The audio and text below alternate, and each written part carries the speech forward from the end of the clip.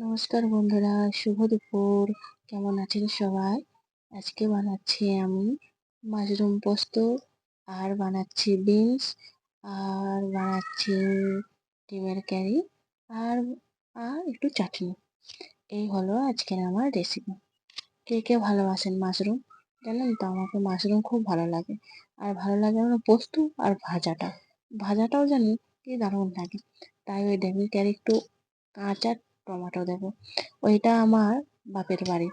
আমি যখন গিয়েছিলাম আমি এনেছিলাম, দিয়েছিল আমার মা। তো সেই কাঁচা টমেটো দিয়ে আমি একটু ডিমের কারি বানাবো। তাই উপকরণগুলো সব নিয়ে নিয়েছি।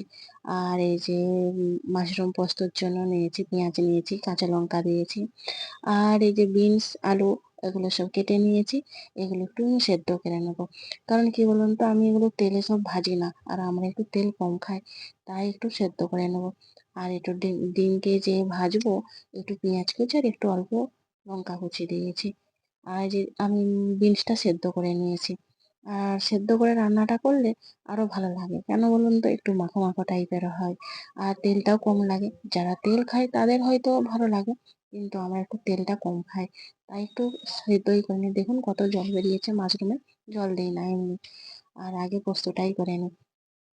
অল্প তেল দিয়ে, কালো জিরা দিয়ে, কাঁচা লঙ্কা, পেঁয়াজ কুচি, ব্যাস, পোস্ত তো আর কিছুই লাগে না। আর একটু মাশরুমটাও ভেজে নিলাম ওর সাথে, আর সামান্য একটু জল দিয়ে দিলাম। কারণ পোস্ত দিয়ে এখন তো পোস্তর কোনো স্বাদ নেই, তবু মোটামুটি আর কি, ওই নামমাত্র তবু পোস্ত। আর একটু জল দিয়ে সেদ্ধ করে নিয়ে পোস্তটা দিয়ে দিয়েছি। আমার হয়ে গেল মাশরুম পোস্ত। কে ভালোবাসেন বলুন? আমাকে কিন্তু খুব ভালো লাগে, জানেন। মাশরুম পোস্তই বলুন আর ভাজাই বলুন। এবার বানাবো বিনস। বিনসটা সেদ্ধ করে নিলে কি বলুন তো, একটু মাখো মাখো টাইপের হয়।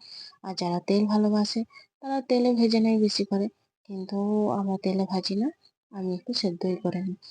আর সেদ্ধ করে নিলেও তরকারিটা দেখবেন একটু মাখো মাখো টাইপের হয়, ওটাই বেশি ভালো লাগে।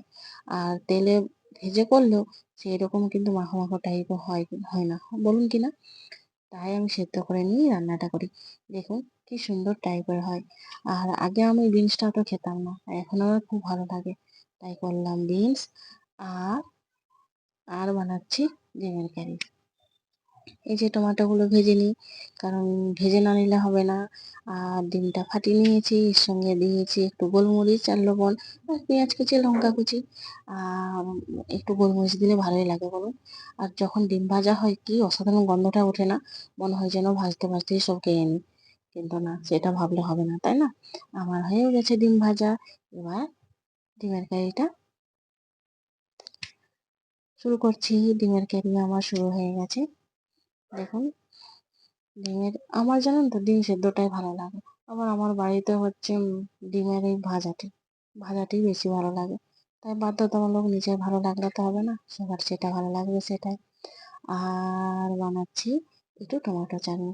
আর এখন তো দেশি টমেটো কাটাই যায় না, জানেন, কাটতে কাটতেই যেন সব গলে যাচ্ছে। আর ওই জন্য একটু বড় বড়ই করে কেটে নিয়েছি। এক্ষুনি তো গলে গেছে দেখুন। তাই আমার হয়ে গেছে চাটনি।